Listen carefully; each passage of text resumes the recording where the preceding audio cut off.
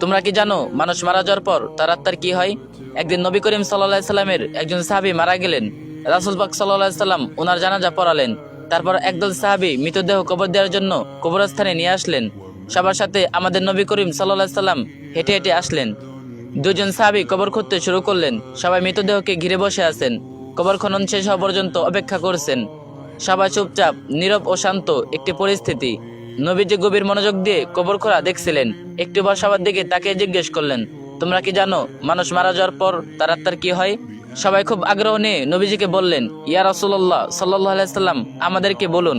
নবীজি সাল্লাল্লাহু আলাইহি সাল্লাম একটু চুপ করে থাকলেন। সবাই ওনার কাছে এসে ঘিরে বসলেন। মৃত্যুর পর আত্মার কি হয় এই তথ্য তাদের জানা ছিল না।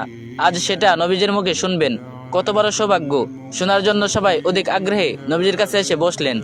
তিনি একবার কবরের দিকে তাকিয়ে মাথাটা তুলে আকাশের দিকে তাকালেন। তারপর তিনি গল্পের মতো করে বলতে শুরু করলেন, শুনো, যখন মানুষ একেবারে মৃত্যুর শয্যায়, তখন সে মৃত্যুর ফেরেশতাকে দেখে ভয় পায়।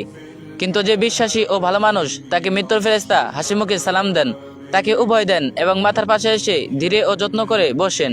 তারপর মৃতপ্রায় মানুষটির দিকে তাকিয়ে বলেন, হে পবিত্র আত্মা, তুমি তোমার পালনকর্তার ক্ষমা ও ভালোবাসা গ্রহণ করো এবং এই দেহ থেকে বের হয়ে আসো। মুমিনের আত্মা যখন বের হয়ে আসে, তখন সে কোনো ধরনের ব্যথা ও বেদনা অনুভব করে না। নবী আরও একটু ভালো করে উদাহরণ দিয়ে বললেন, মনে করো একটা পানির জগ কানায় কানায় পূর্ণ হয়ে যাওয়ার পর উপর থেকে এক ফোঁটা পানি যেমন নিঃশব্দে উপর থেকে নিচে নেমে আসে, ঠিক তেমনি নীরবে ও কষ্ট ছাড়াই আত্মাটির দেহ থেকে বের হয়ে আসে। সে সময় দুজন অন্য ফেরেশতা বেহেশত থেকে খুব সুগন্ধি মাখানো একটা নরম সুতার চাদর নিয়ে আসেন এবং তার আত্মাটিকে সে চাদরে আবৃত করে আকাশের দিকে নিয়ে যান। তারা যখন আকাশে পৌঁছান, তখন ফেরেশতারা সে আত্মাটিকে দেখার জন্য এগিয়ে আসেন। কাছে এসে সবাই বলেন, সুবহানাল্লাহ, কত সুন্দর আত্মা, কি সুন্দর তার ঘিরান। তারপর সবাই জানতে চান, এই আত্মাটি কার? উত্তরে আত্মা বহনকারী ফেরেশতা বলেন, উনি হলেন ফুলান ইবনে ফুলান। নবীর আরবিতে বলেছেন, বাংলা হলো অমুকের সন্তান অমুক। বাকি ফেরেশতা তখন আত্মাটিকে সালাম দেয়। তারপর আবার জিজ্ঞেস করে, উনি কি করেছেন? ওনার আত্মা এত সুঘ্রাণ কেন? আত্মা বহনকারী ফেরেশতা তখন বলেন, আমরা শুনেছি মানুষজন নিচে বলা বলি করছে, উনি একজন ভালো মানুষ ছিলেন, আল্লাহর ভালো বান্দা, অনেক দয়ালু, মানুষের অনেক উপকার করেছেন। এতটুকু বলার পর নবী একটু থামলেন। তারপর সবার দিকে ভালো করে দৃষ্টি দিয়ে ওনার কণ্ঠটা একটু বাড়িয়ে বললেন, এই কারণে বলছি, সাবধান, তোমরা কিন্তু মানুষের সাথে কোনো খারাপ ব্যবহার করবে না। তুমি মারা যাওয়ার পর মানুষ তোমার সম্পর্কে যা যা বলবে, আত্মা বহনকারী ফেরেশতারাও আকাশে গিয়ে ঠিক একই কথা অন্যদেরকে বলবে। এ কথা বলে তিনি আবার একটু চুপ করলেন, কবরটার দিকে দৃষ্টি দিলেন, আবার বলতে শুরু করলেন, এই সময় মানুষ যখন পৃথিবীতে মৃতদেহকে কবর দেওয়ার জন্য গোসল দিয়ে প্রস্তুত করবে, তখন আল্লাহ তাআলা আত্মা বহনকারী ফেরেশতাদেরকে বলবেন, যাও, এখন তোমরা আবার এই আত্মাকে তার শরীরে দিয়ে আসো। মানুষকে আমি মাটি থেকে বানিয়েছি, মাটির দেহেই তার আত্মাকে আবার রেখে আসো। সময় হলে তাকে আমি আবার পুনরায় জীবন দিব। তারপর মৃতদেহকে কবরে রেখে যাওয়ার পর দুজন ফেরেশতা আসবেন। তাদের নাম মুনকার ও নাকির। তারা মৃতদের সৃষ্টিকর্তা, তার ধর্ম ও নবীর সম্পর্কে জিজ্ঞেস করবেন। মুনকার ও নাকির চলে যাওয়ার পর আত্মাটি আবার অন্ধকার কবরে একাকী হয়ে যাবে। সে এক ধরনের অজানা অংশকায় অপেক্ষা করবে।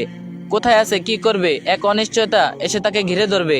এমন সময় সে দেখবে খুব সুন্দর একজন তার কবরে তার সাথে দেখা করতে এসেছে। তাকে দেখার পর আত্মাটি ভীষণ মুগ্ধ হবে। এত মায়াবী ও সুন্দর তার চেহারা সে জীবনে কোনোদিন দেখেনি।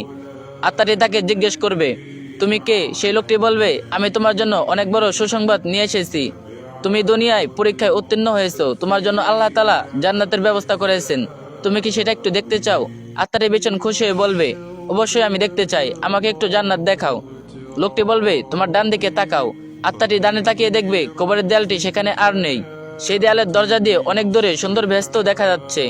বেহেশতের এই রূপ দেখে আত্মাটি অনেক মুগ্ধ হবে ও প্রশান্তি লাভ করবে এবং সেখানে যাওয়ার জন্য অস্থির হয়ে লোকটিকে জিজ্ঞেস করবে, আমি সেখানে কখন যাব, কিভাবে যাব? লোকটি মৃদু হেসে বলবেন, যখন সময় হবে তখন তুমি সেখানে যাবে ও থাকবে। আপাতত শেষ দিবস পর্যন্ত তোমাকে অপেক্ষা করতে হবে। ভয় পেও না, আমি তোমার সাথে আছি। তোমাকে আমি সেই দিন পর্যন্ত সঙ্গ দেব। আত্মাটি তখন তাকে আবারও জিজ্ঞেস করবে, কিন্তু তুমি কে? তখন লোকটি বলবে, আমি তোমার এতদিনের আমল, পৃথিবীতে তোমার সব ভালো কাজের, তোমার সব পুণ্যের রূপ আমি। আজও তুমি আমাকে একজন সঙ্গীর মতো করে রেখেছো। আমাকে আল্লাহ তাআলা তোমাকে সঙ্গ দেওয়ার জন্য এখানে পাঠিয়েছেন। এ কথা বলে লোকটি আত্মাটির ওপর যত্ন করে হাত বুলিয়ে দিবেন এবং বলবেন, হে পবিত্র আত্মা, এখন তুমি শান্তিতে ঘুমাও, নিশ্চিন্তে বিশ্রাম নাও।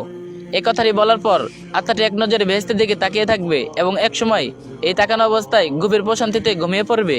নবীজি সাল্লাল্লাহু আলাইহি সাল্লাম এতটুকু বলে আবার একটু থামলেন। সাহাবারা তখন গায়ের কাপড় নিয়ে ভেজা চোখ মুছলেন। বুখারী ও মুসনাদের 2টি হাদিস। আল্লাহ আমাদের পবিত্র আত্মা হওয়ার তৌফিক দান করুন, আমিন। ভিডিওটি ভালো লাগলে অবশ্যই অনেকজনের সাথে শেয়ার করবেন, আর যে যত পারবেন বেশি বেশি কপি লিঙ্ক করে দিয়েন।